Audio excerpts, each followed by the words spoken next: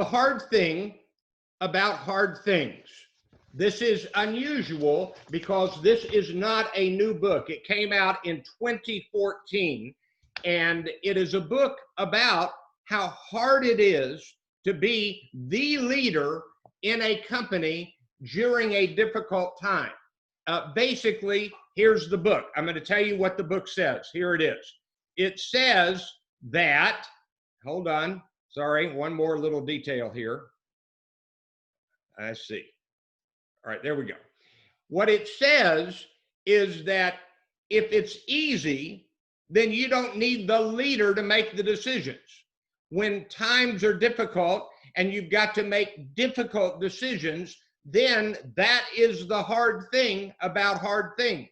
The CEO, the leader, has to make some very difficult decisions. Now, a couple of things about Ben Horowitz. He is a billionaire. He is one half of the Andreessen Horowitz company. It's a venture capital fund. He made his billions with a company that ultimately was bought by HP. And this book is partly the story about that process. But it is filled with stories and illustrations about what he went through. I also want to tell you that in his high school days, he played football with a number of African-American players, and he was a math whiz.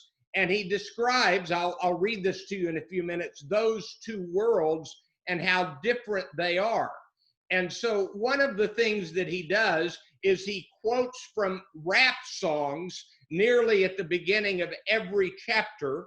And let me just pause and say this with an apology in advance. You're going to see some cuss words in this handout, and he talks about those cuss words, and he talks about how the worlds were totally different on the football team and in the math class. He also was raised in a family that had card-carrying communists. He is not a communist, but he is more liberal, and it's really interesting to read about that background, how he became a person who made a lot of money.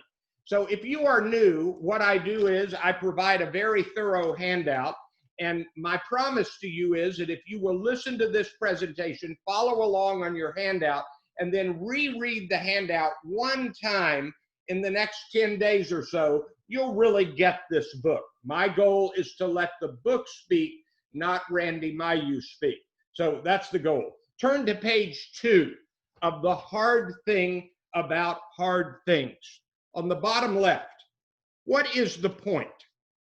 Being a leader at the executive level or at the top CEO level is demanding but easy when things are going very well. But leadership during difficult times is indeed much more difficult. The hard thing about the hard things is that there are no easy answers. And one of the real lessons of this book is that there are questions that there is not an easy answer to, and the CEO or the top leader can clearly get it wrong, and now the company is in real trouble. And so this book is about how to put yourself in a position to make the best decisions in the most difficult times.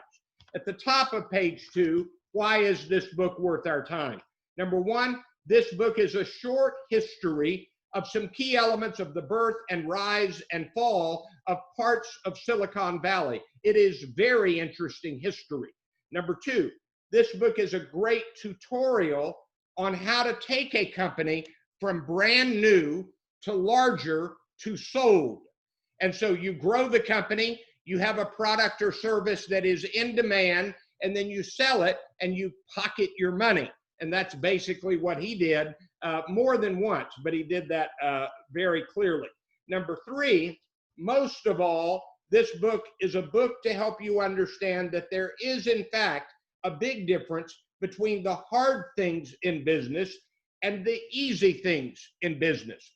Last month, I did a book about the innovation stack, and it argued that if you copy an existing business, if you just build a restaurant, you build this kind of company or that kind of company. You're not actually an entrepreneur. You may disagree with that, but that our author said, if you can copy something, you are doing what has already been done. And he argued that an entrepreneur does something really new. Well, this author, Ben Horowitz, says that if you are doing something that has not been done, or somebody else is possibly doing it faster and better than you, you may not survive. And so it is hard to do the kind of job that he is describing. Let me give you one more footnote. If you're not aware, his partner, Mark Andreessen, was part of the original team on Netscape, which is the first web browser. And Ben Horowitz worked on that in that company with Andreessen. That's where they met each other. So he goes way back to the beginning of the internet in his understanding of technology. That is not unimportant. Okay, I'm going to read you a few of the excerpts. So follow along. We're beginning on page 2. We're going to jump around quite a bit. Number 1, every time I read a management or self-help book, I find myself, every time I read one, I find myself saying, that's fine, but that wasn't really the hard thing about the situation.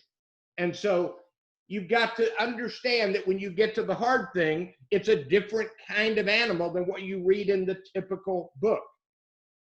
Number 3, here's the background. My grandparents were actually card-carrying communists. Number 4, there are no shortcuts to knowledge. Circle that phrase. There are no shortcuts to knowledge, especially knowledge gained from personal experience. Following conventional wisdom and relying on shortcuts can be worse than knowing nothing at all. So you've got to do your work. Number 6, in retrospect, it was my first lesson in leadership. Former Secretary of State Colin Powell says that leadership is the ability to get someone to follow you, even if only out of curiosity. If you don't have following, you are not a leader. All right, turn to page 3 on your handout. Number 12. In retrospect, it's easy to think both the web browser and the internet were inevitable. But without Mark Andreessen's work, it is likely that we would be living in a very different world. So his partner literally helped create the internet that we now take for granted, that we're using right now. And yet it was not inevitable. Number 13, for an example, at the time, most people believed that only scientists and researchers would use the internet. Really interesting. Number 16, with Mark Andreessen and me, even after working together for 18 years, he upsets me almost every day by finding something wrong in my thinking, and I do the same for him. It works. Let me pause. You will not grow if you are only surrounded by people who think like you, read the same things as you, discover the same things as you. You've got to have disagreement. You've got to have broad-based understanding, and you've got to have different resources you'll pull from. And I think through this book, you learn that they really do have disagreements, and that's really important. All right, number 22, let me remind you that there was a major dot-com crash, and there were people who said that's the end of Silicon Valley. That did not happen. Startups lost massive value, investors lost massive wealth, and dot-coms, once heralded as the harbinger of a new economy, went out of business almost overnight and became known as dot bombs. The NASDAQ eventually fell below 1,200, an 80% drop from its peak. Now, number 23, if you are interested in building a company and finding money, Circle number 23. During this time, I learned the most important rule of raising money privately. Look for a market of one. You only need one investor to say yes. So it's best to ignore the other 30 who say no. Interesting. Turn to page 4. Top of the page, number 25. No matter who you are, you need two kinds of friends in your life. The first kind is one you can call when something good happens, and you need someone who will be excited for you. I agree. Not a fake excitement, veiling envy, but a real excitement. You need someone who will actually be more excited for you than he would be if it had happened to him. The second kind of friend is somebody you can call when things go horribly wrong, when your life is on the line and you only have one phone call. Who's it going to be? And then he talks about Bill Campbell, who was both of those friends. Let me pause. This book is filled with Bill Campbell stories. And a few months ago, maybe a year or so ago, I presented a book called The $1 Trillion Coach, written by the former CEO of Google, and it was about Bill Campbell. And Bill Campbell was the CEO of Intuit, and then he became a coach to Steve Jobs and the Google people, and to Ben Horowitz, and to so many others in Silicon Valley. And Bill Campbell was a genius. He's now deceased. He was a genius, and he gave incredible wisdom. And so he talks about wisdom from Bill Campbell through this book. Number 29. When things were tough, what's the worst thing that could happen? And the answer always came back the same: we'll go bankrupt. I'll lose everybody's money, including my mother's. I'll have to lay off all the people who have been working so hard in a very bad economy. All of the customers who trusted me will be screwed, and my reputation will be ruined. Then one day I asked myself a different question. Underline that phrase. I asked myself a different question. That is a piece of insight in both of these books. Change your question, change your answer. What would I do if we went bankrupt? So instead of what's the worst thing that could happen, what would I do if we went bankrupt? Is there a way to do those things without going bankrupt? And so he did, and it's really an amazing story. Number 31, most things could still be delegated, and most managers would be empowered to make decisions in their areas of expertise. But the fundamental question of whether and how LoudCloud, that was the name of the company at the time that he was leading, and it was the first actual cloud computing company. And it became what ultimately did business with EDS, and then also sold to HP with a different name. And so the question of whether and how LoudCloud could survive was mine, and mine alone to answer. One of the board members on the LoudCloud board was Michael Ovitz. He was the big, powerful man in Hollywood. He had formerly been known by many observers as the most powerful man in Hollywood. Gentlemen, I've done many deals in my lifetime, and through that process, I've developed a methodology, a way of doing things, a philosophy, if you will. Within that philosophy, I have certain beliefs. I believe in artificial deadlines. Put a star beside this. I believe in playing one against the other. I believe in doing everything and anything short of illegal or immoral, that's an important caveat, to get the damned deal done. Now, the idea of artificial deadlines is one that Ben Horowitz used to great advantage throughout his success in building the company. Turn to page 5, top of the page. An early lesson I learned in my career was that whenever a large organization attempts to do anything, it always comes down to a single person who can delay the entire project. One person can make things happen, but one person can stop things from happening. And he talks about that. Number 39, if you have weekly staff meetings, circle this one. In my weekly staff meeting, I inserted an agenda item entitled, "What are we not doing?" What are we not doing? And so that's an important question to ask. Number 43, what's the secret to being a successful CEO? Sadly, there is no secret. But if there is one skill that stands out, it is the ability to focus and to make the best move when there are no good moves. It's the moments where you feel most like hiding or dying that you can make the biggest difference as a CEO. That's why the book is called The Hard Thing About Hard Things. All right. Number 49, beware of management maxims that stop information from flowing freely in your company.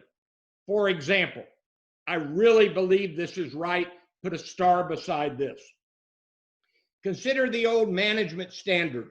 Don't bring me a problem without bringing me a solution. What if the employee cannot solve an important problem, but recognizes it and says, this is a problem? That is important information to learn. All right, turn to page 6, just a couple of more before we get to the next part. Number 59, when you expect your employees to act like adults, they generally do. If you treat them like children, then get ready for your company to turn into one big Barney episode. And so you have to treat your employees like adults to have them act like adults. And now turn to page 7, and this is the cuss word portion. Number 83, nothing makes things clear like a few choice curse words.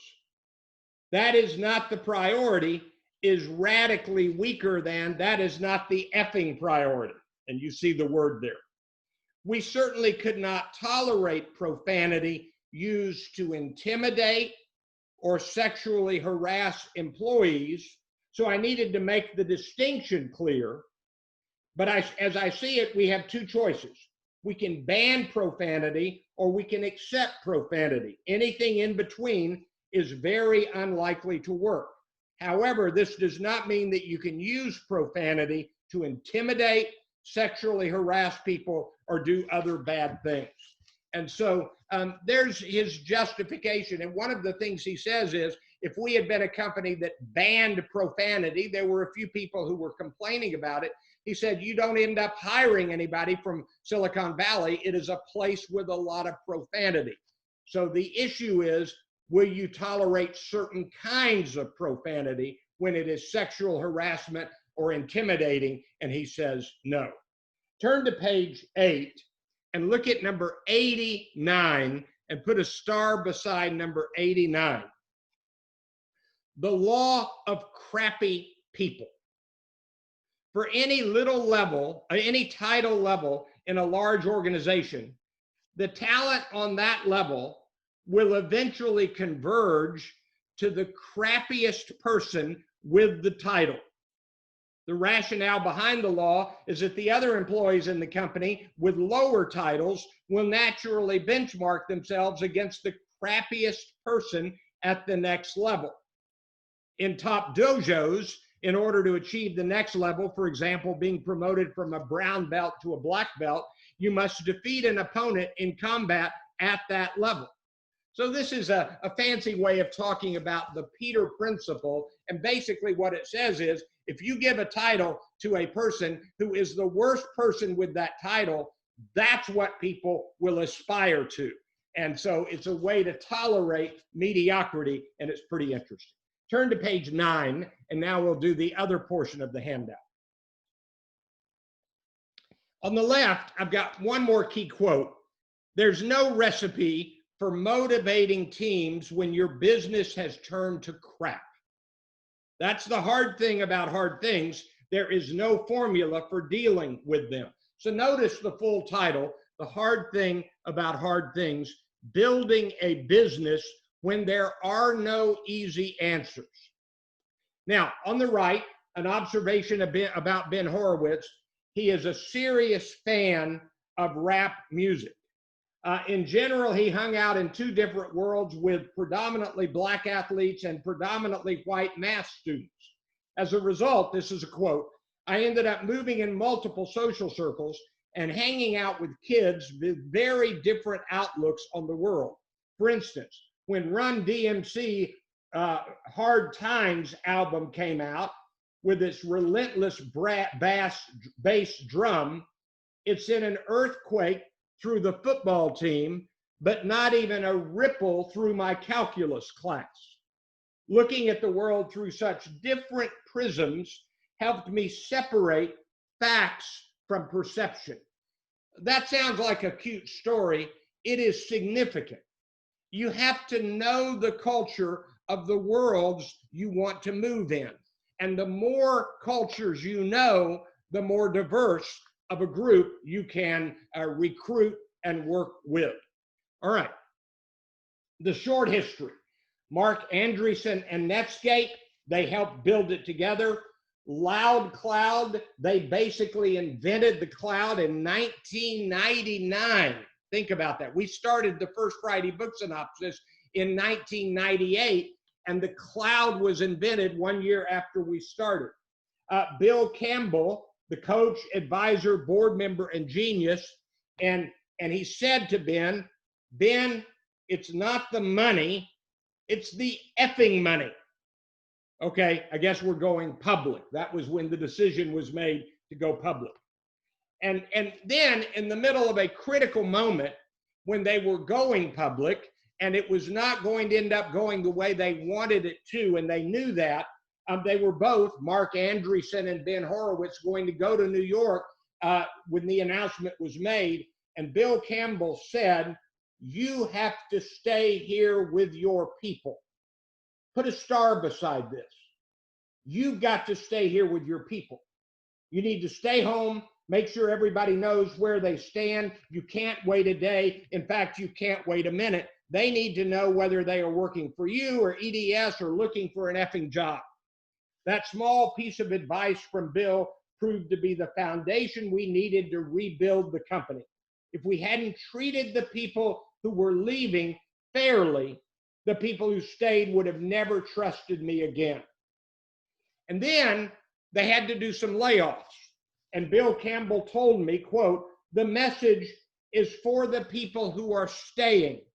The people who stay will care deeply about how you treat their colleagues you're laying off. And so every way you communicate something has ripple effects and builds your credibility or lessens your credibility for the people who are staying. That's very important advice. There's a great story in the book.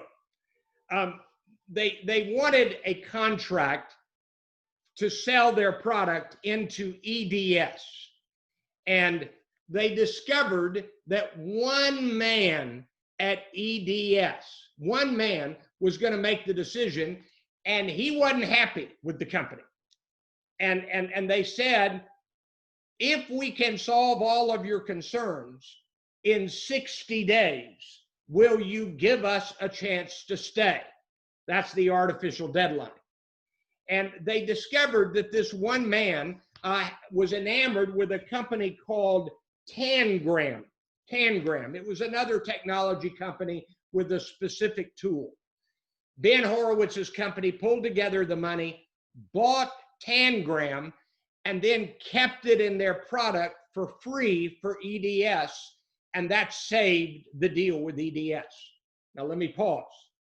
The CEO of Tangram had cancer. And because of this deal, he was going to be thrust aside and lose his health care. And Ben Horowitz made the decision to keep him on at significant financial cost when they didn't have the money to do it. It was an unnecessary position, and he did it to save his health care. Later, much later, Ben Horowitz got a letter from the widow of the man. And it said, in essence, you didn't have to do this.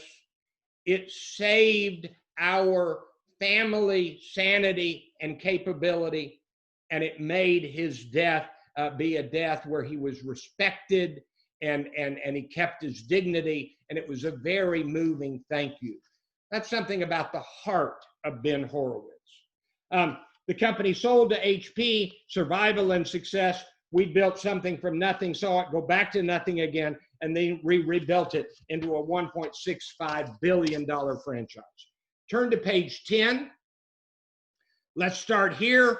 It's the hard things that will get you. The easy things are easy. The hard things are truly difficult. Somehow the top leaders have to see the future. No, they have to see the future to create. They create that future that they see. Why is the CEO so important? It's because the CEO is the only one who can see all of the pieces. Nobody besides me could get us out of the trouble. Nobody besides me could understand all of the ins and outs. The bottom bullet point on that, some employees make products, some make sales. The CEO makes decisions. Therefore, a CEO can most accurately be measured by the speed and quality of those decisions. All right, everybody take your pen and put a box around the next section right here. This is significant. Maybe the biggest insight in the book are peacetime CEOs and wartime CEOs. If you Google peacetime CEOs, wartime CEOs, Ben Horowitz, you'll find a complete article with contrasts. Here's what he says, and this is a pretty good month to do this. When you don't have a global pandemic, when your business is not threatened, when you're adding clients and adding customers and adding revenue, things are different. Decisions are easier than when there is a global pandemic and you are struggling to stay alive. And so he talks about how peacetime CEOs have it easy, but wartime CEOs almost have to be bigger jerks because they have to make the tougher decisions because survival is at risk. All right, let me just read the main points. Find the one person. When the struggle hits, share every burden you can. There is always a move, but it is on you. CEOs should tell it like it is. And so you can't be too positive, but you've got to be realistic, and you've still got to present hope. And it's almost like, that's my note there, the Stockdale paradox. Look that up. Stockdale was in one of the Hanoi Hiltons as a prisoner of war. Turn to page 11, top of the page, very important. Everything is about now. What do you need now at this moment in your company's situation? In other words, it is quite possible that the person that works well in peacetime has to be replaced with a different kind of person now. If you hire somebody for skills that you won't need for 2 years, they can't get you there. But when you get there, you've got to have somebody with those skills. And then train your people. That's the bottom. Oh, there are no silver bullets. You have to do the hard work. At one point, their competitor had better product, and people wanted to say it's sales or it's marketing. He said, no, they have better product. We've got to get better. But train your people. People at McDonald's get trained for their positions, but people with far more complicated jobs don't. It makes no sense for a lot of companies think their employees are so smart that they require no training. That's silly. And the manager should do the training. So let me give you the Randy Mayu rule of training. I've read enough books to know that the best training is done by the manager of the people after you bring in Randy Mayu to do the right book synopsis. That's my joke. Okay, turn to page 12, and I've got 6 lessons and takeaways. Get very good at identifying the specifics of your challenge. What are you trying to build or provide? What is your competition? Who is your competition? Can you be better than they are? Number two, are you ahead of the pack? And are you staying ahead of the pack? If you're behind the pack, you're in trouble. Number three, have you found good advisors who will speak the truth to you?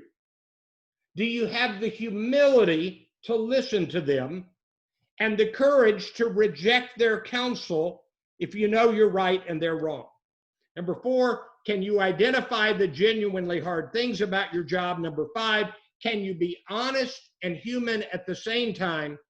And number six, do you read books written by people that have wisdom worth learning and emulating?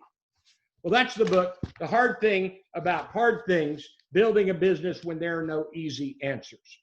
I'm going to pause for a moment, give you about 45 seconds to chat with each other, not verbally, but just on the chat, and I'll begin number two. So 45 seconds of chatting.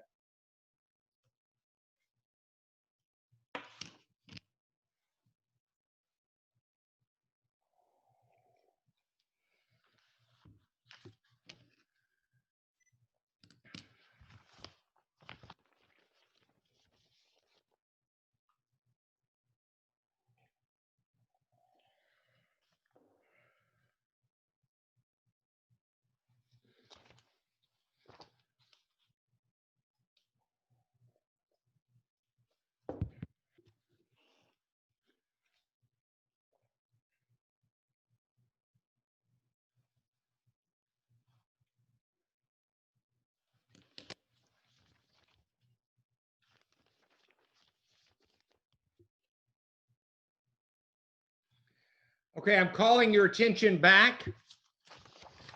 And if you will now get your hand out for Think Like a Rocket Scientist. Let me pause one more time. There are some who have joined after we began. I'm going to ask you with a little bit of real request to stay with us through the announcements. I have a special and important announcement to make.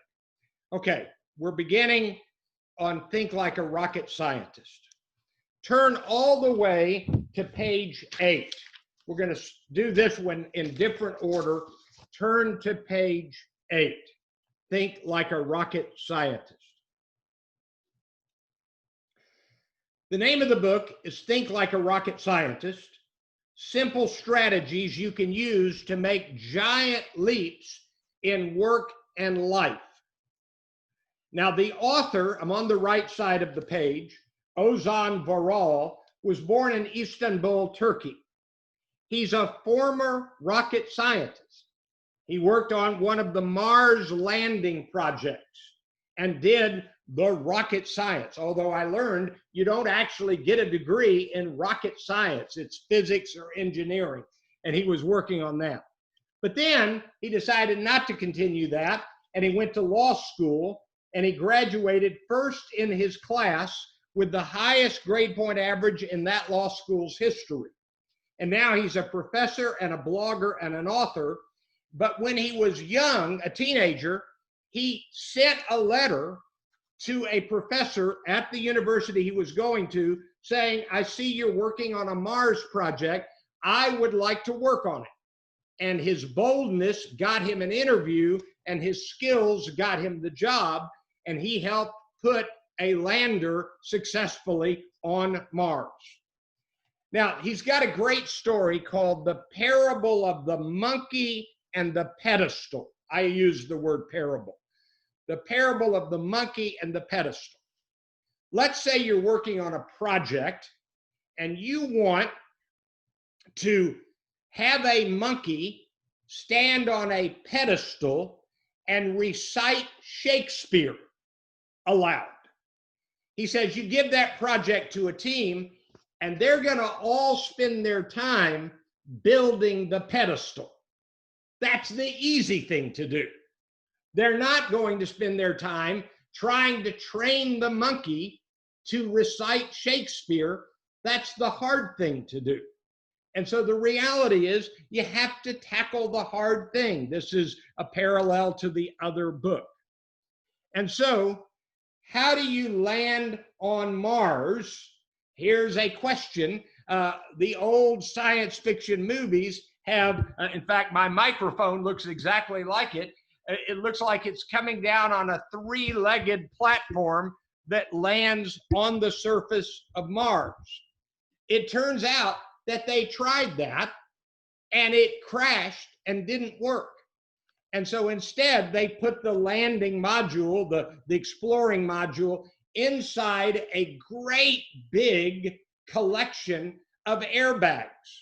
And when it landed on Mars, it bounced big and bounced down and bounced big and bounced down and spent quite a bit of time bouncing and rolling. And then it came to a stop and they did their thing and the rover got outside of the airbags. So they had to think in a different way. One of the elements of thinking like a rocket scientist is to think in a different way. Now, this book has plenty of stories. Let me just kind of read through this list. Stories about rockets that worked and rockets that didn't. Stories about Albert Einstein and Isaac Newton and Aristotle and Nikola Tesla, who died broke, by the way, but was an incredible inventor, and Leonardo da Vinci and Steven Spielberg and Steve Martin and a world-class restaurant and Arnold Schwarzenegger. And I put in all caps, and Elon Musk. He makes many appearances in the book. Here are the things they all had in common. They thought about things that did not yet exist.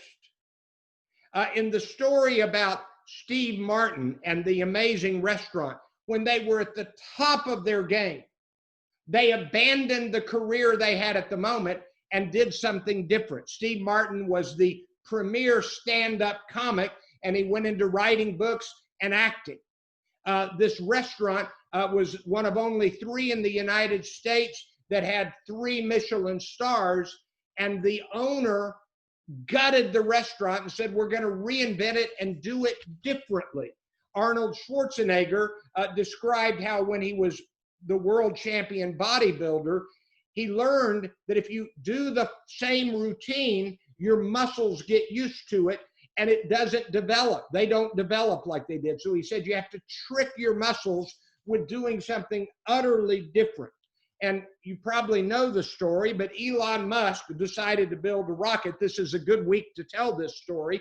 He just sent 2 people to the space station with the first privately owned rocket successfully taking people into space.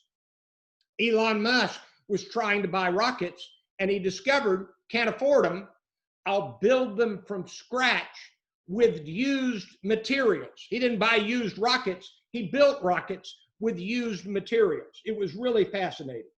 And so here's a quote from Arnold Schwarzenegger here.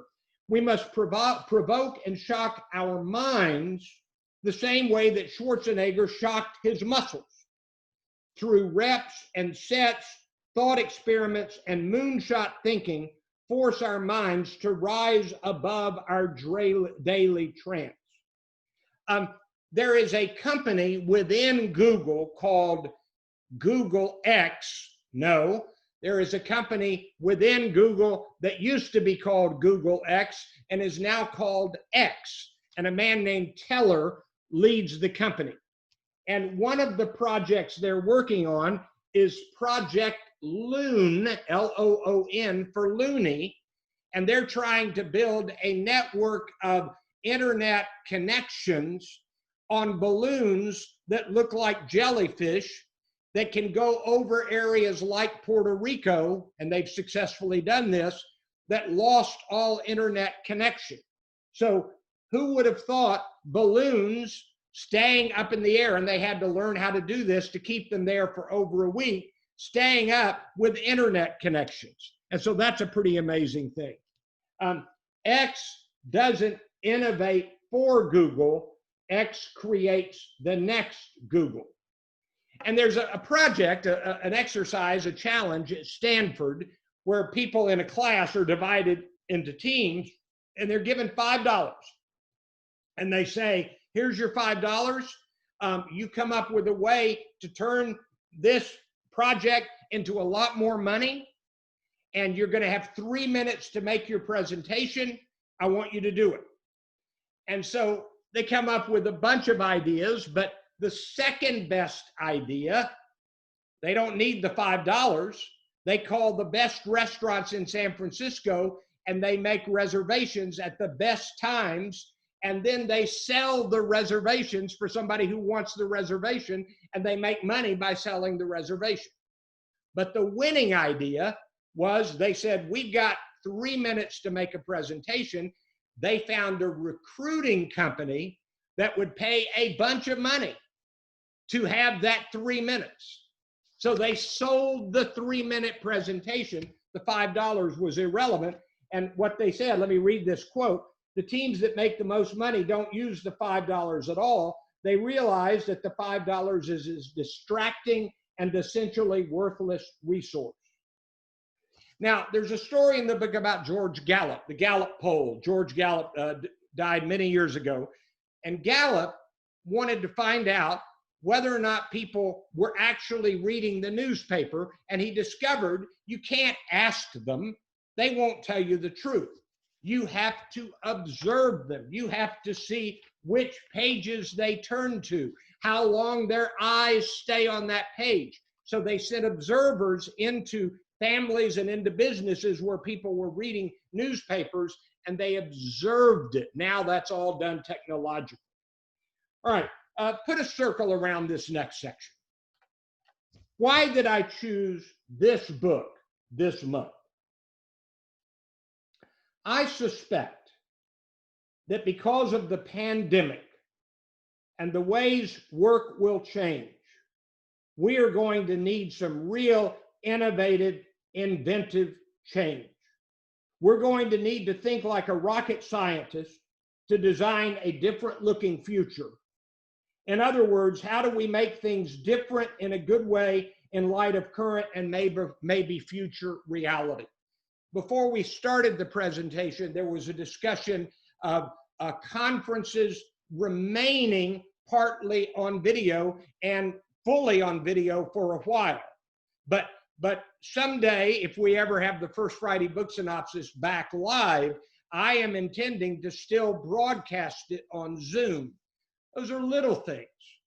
I think we're going to see new kinds of work and new kinds of business. And you read this book not to copy the ideas, but to understand how to think. All right. We need a fact. I'm on the bottom. We need a factor of 10, not a factor of 1. Incremental improvement is fine until it isn't. We are wired to settle for incremental improvement. You need 10 times better. Elon Musk said, we can't get the cost down, by a tenth. We got to get 10 times better at 1/10 the cost. It's got to really change. On the left, I have kind of the undergirding philosophy of this book. In September 1962, President John Kennedy stood before a packed Rice University stadium and pledged to land a man on the moon and return him safely to the earth before the decade was out. 1962. We landed in July of 1969. Amazing. We go to the moon. This is the words of Kennedy. We go to the moon. We choose to go to the moon. We choose to go to the moon in this decade and do the other things not because they are easy, but because they are hard. Because that goal will serve to organize and measure the best of our energies and skills. Because that challenge is one that we're willing to accept, one we're unwilling to postpone, and one we intend to win, and the others too. So a moonshot, a big, bold goal. To think like a rocket scientist is to look at the world through a different lens. Rocket scientists imagine the unimaginable and solve the unsolvable. They transform failures into triumphs, constraints into advantages. They view mishaps as solvable puzzles rather than insurmountable roadblocks. They're moved not by blind conviction, but by self-doubt. Their goal is not short-term results, but long-term breakthroughs. And they know that the rules aren't set in stone. The default can be altered. A new path can be forged. There's an example. I didn't know this acronym or this phrase. My very educated mother just served us 9 pizzas. Also went out the window. That is the first letter of all of the planets. And when they said Pluto is no longer a planet, you had to throw that one away. So you can no longer have 9 pizzas because it didn't work. And once you learn how to think like a rocket scientist, you can turn the unimaginable into the possible. Turn to page 9. Top of the page. It all starts with reasoning from first principles. Elon Musk did not buy used rockets. He built rockets from scratch. It turned out that the materials cost of a rocket was around 2% of the typical price. Roughly 80% of all SpaceX rocket components are manufactured in-house. No one had ever done that. Aristotle defined first principles as the first basis from which a thing is known. And Descartes described it as systematically doubting everything you can possibly doubt until you're left with unquestionable truth. There really is, I'm just going to have to read these quickly. There really is an absolute tendency to stick with and protect the status quo. We really do need to learn some new things. And when necessary, a quote from the book, we must unlearn what we know and start over. He quotes Richard Branson, who says, you can walk into a room, check it out, decide that you don't want it, and walk out of the room.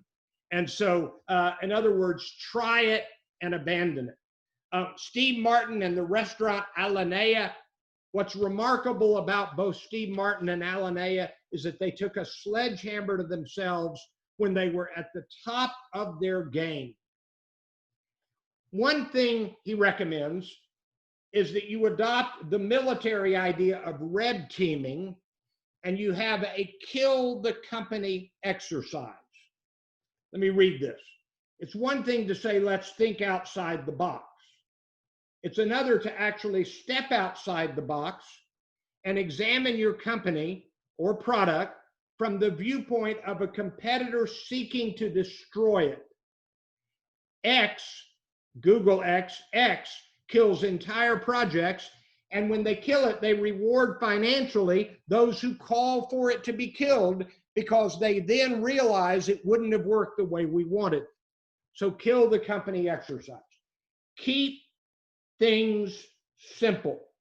Elon Musk, every decision we've made has been with consideration to simplicity. There's a story in the book about how a newborn infant needs to be kept warm. There are incubators that cost thousands of dollars sitting in hospitals that are not used because they can't maintain them. They don't have electricity working. And somebody came up with a blanket that keeps a baby warm for minuscule cost.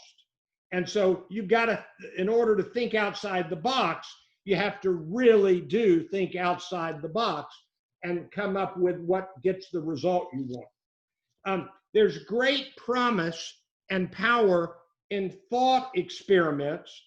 And Isaac Newton would be in the middle of a lecture to his students and just get silent and drift off in his mind, envisioning things.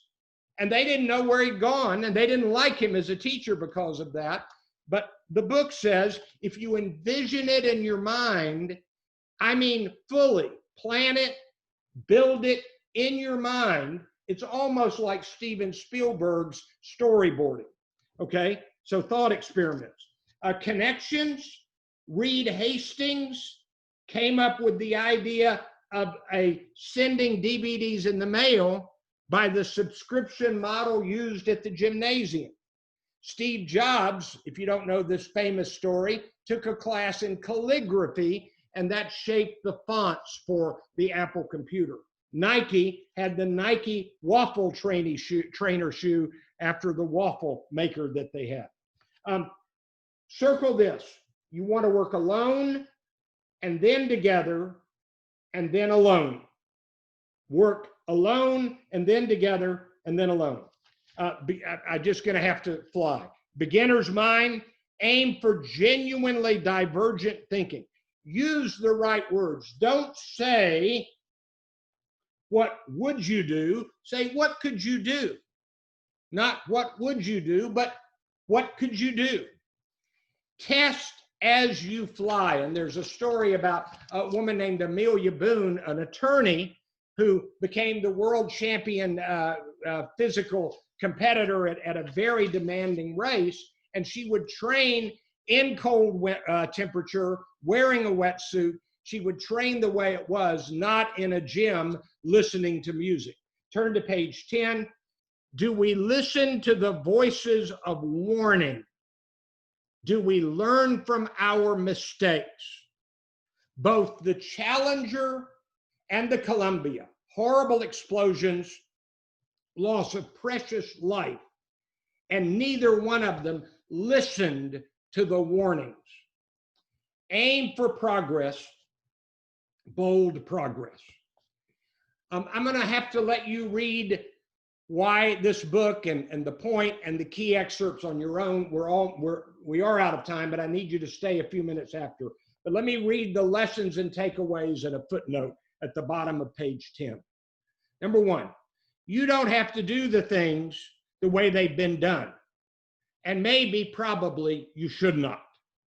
Number two, you don't have to do the things that have been done. You can do something new, something that has not been done. This might be a very good thing to do. Number three, you will have blind spots. Identify them and be wary of them. Number four, you really do need to change your mind about some things. Work on that. Number five, you will make mistakes. Learn to learn from them. And when you do, realize that this mistake will not be the last mistake you ever make. So you have to learn from your next mistake. Number six, broaden your circle to embrace divergent thinking. And number seven, you probably need to read more books and study more issues. The book is filled with footnotes. Get better at reading more books. Here's my footnote. There's a quote in the book, it's in the handout, about Tyler Cowen, the economist, who says, I got things wrong in 2008. And here's how I got it wrong, and I apologize. My comment is, Tyler, you could be wrong again. The fact is, one mistake learned from doesn't mean you won't make another mistake. Think like a rocket scientist, simple strategies you can use to make giant leaps in work and life. I'm turning off my audio recorder, then I have the key announcements.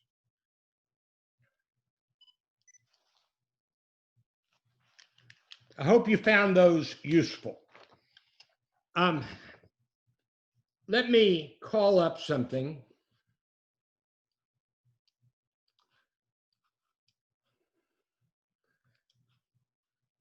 I need you, if you will, to stay with me just a few minutes. Let me do the usual announcements, and then I'm going to do the special announcement. We give stuff away, so I'll be sending a free certificate to someone and the 2 books. Let me remind you that I do books on social justice at the Urban Engagement Book Club, and there's a sign up for that email on the home page of our website. Bill Wallace and Success North Dallas on Wednesday, June 17 at 7:30 a.m.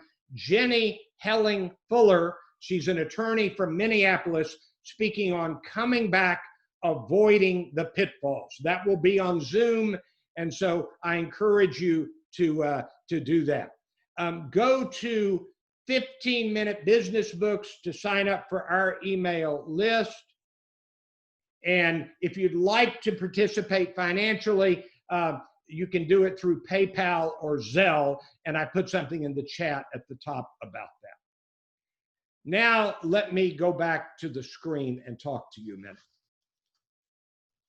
I'm going to read you a quote. Those who hope that the Negro needed to blow off steam and will now be content will have a rude awakening if the nation returns to business as usual. That's a quote from I Have a Dream, Martin Luther King Jr., August 28, 1963. And what he says is, we can't return to business as usual. There are two or three ways that came to mind. 2 weeks ago, I thought about doing the next First Friday, presenting the new novel by Lawrence Wright called The End of October. I've read the novel. It's a great novel. It's about a global pandemic. And today, more than any, I hope we're all understanding that we've got some serious inventive thinking to do. That was 2 weeks ago. But now with the death of George Floyd, I have made a decision about the next books I'm going to be doing. It might be helpful for you to know that for 15 years, I have done these kinds of presentations for books on poverty, homelessness, racism, social justice. So let me go back to sharing the screen.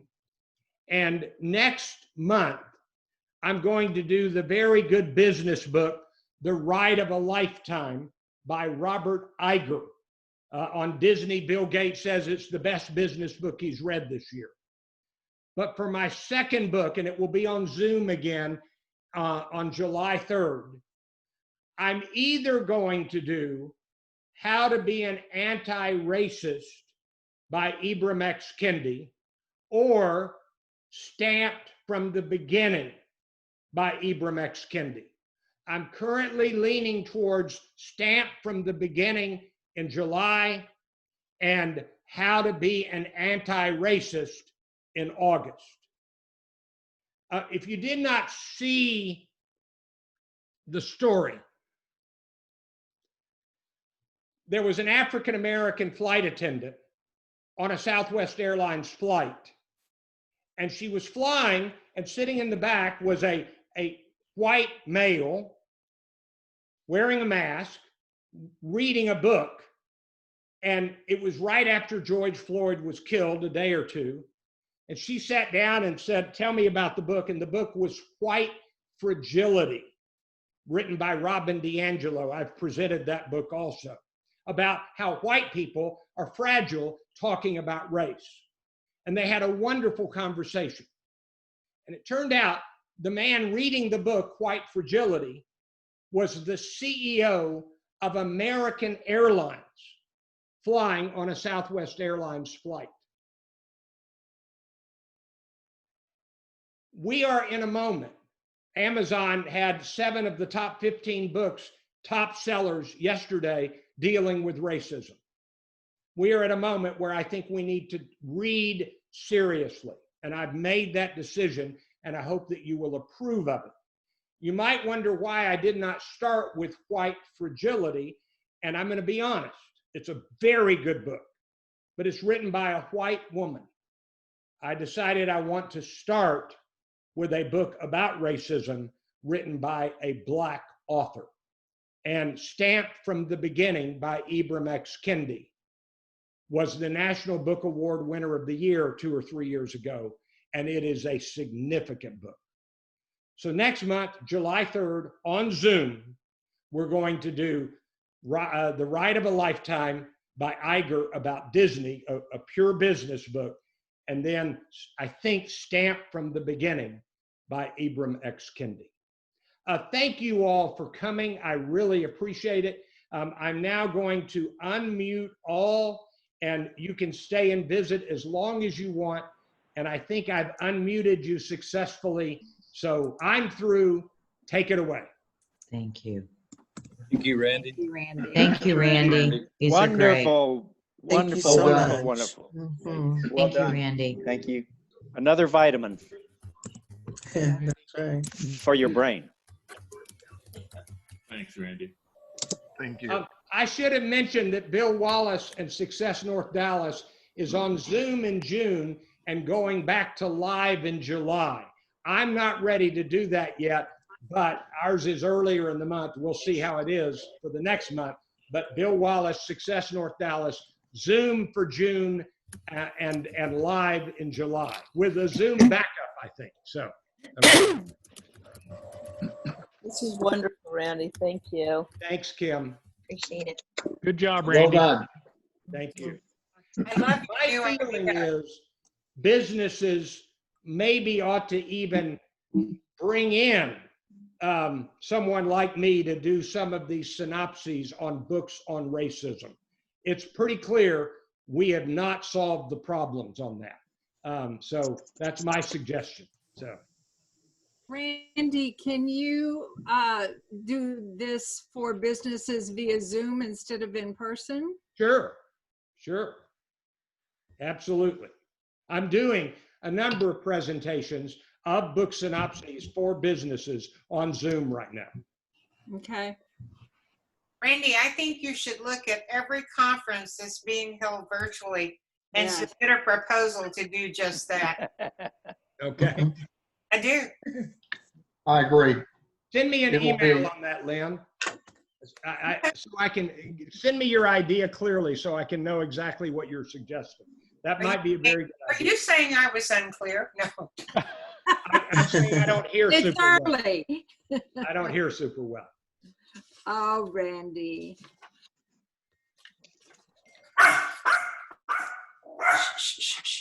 I hear a dog.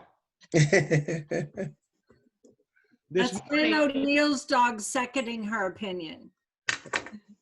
this morning on NPR, there was a reporter who had her daughter walk in the middle of her presentation, and that was fun.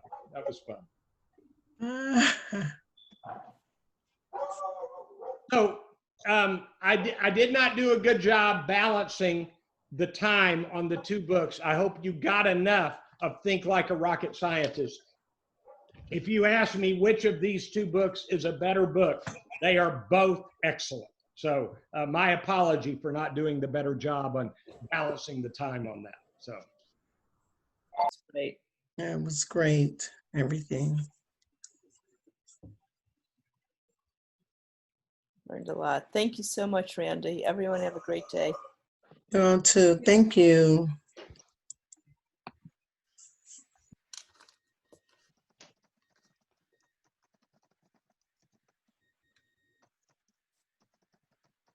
Would anyone want to share an idea they got from one of the two books this morning that you're going to do?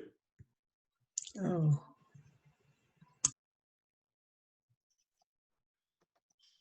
Yes, I'm going to work on my business instead of in it. Okay. Okay. I'm going to ask, what am I not doing that I should be doing? That is, I'm going to ask everybody that today. yeah.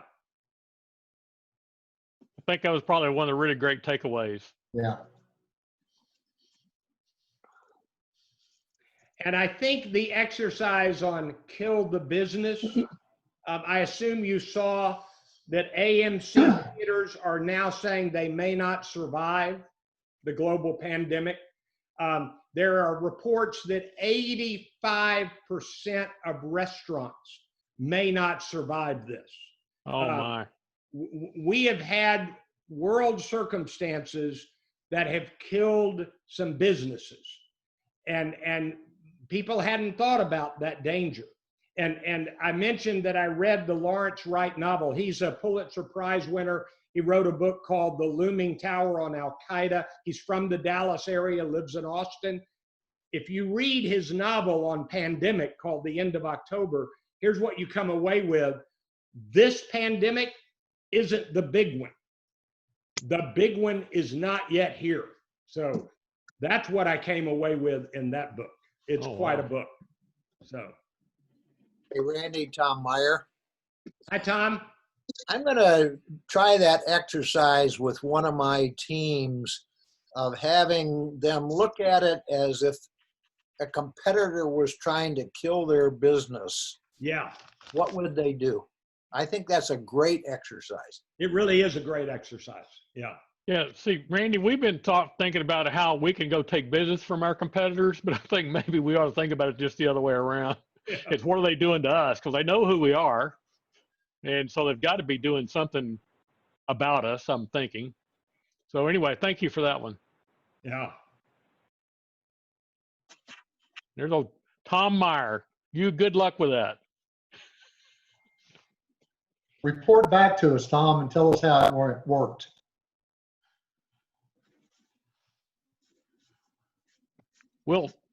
He will and I will too. How about that? We're both Tom, so I'm not sure. Tom Meyer, always ask the first question. Yeah, there you go.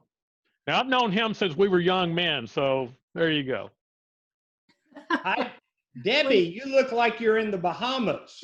I'm in Florida. Wish you were here. Not really. It's just a place I've been, and I wish I were there. Hey, Randy, is our next meeting going to be on July 3rd since that's Well, the holiday weekend? If it was physical, I was going to do it on the second Friday, but But I since it's think I'm going to virtual- do it on July 3rd. Okay. Because I think that I just think it's better to keep the first Friday rhythm. I think we're going to stick with July 3rd. And we won't be going anywhere. Unless a lot of you send me a message saying don't do that. So. Terrific. Hey, I'm in. So Tom and I'll be here. yeah, there you go. That's a party. That's right. Of course it is. I All think- right, I'm signing off. It's so great to see all of y'all. I miss you. Debbie, we miss you too. Mwah. You all are You on know, my hug to-do list. I should have announced, thanks to everybody who did participate financially, I should have announced that, and I apologize about Oh, we love you. Love that. you, love Thank you. you all very much. Thank you. Hi, Tosh. Bye, y'all. We'll end the meeting. Thank you all. Bye-bye. See you later. Bye-bye.